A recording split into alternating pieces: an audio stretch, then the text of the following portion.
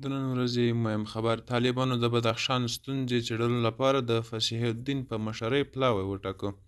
سلام، ستړي مه شئ، وخت مو په خیر. د افغان نیوز خبرمن لیدونکو ښه راغلاست د نن ورځې مهم خبر ته.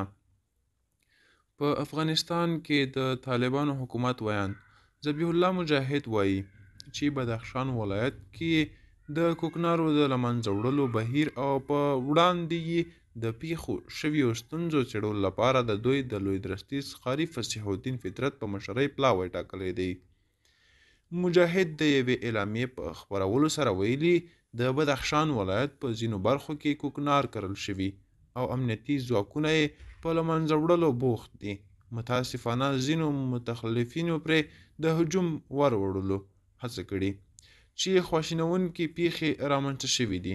د مجاهد په خبره د کوکنارو کښت مخنیوي لپاره د دوی مشر ملا هبت الله امر کړی چې او د مخنیوي اقدامات به همداسې دوامداره وي.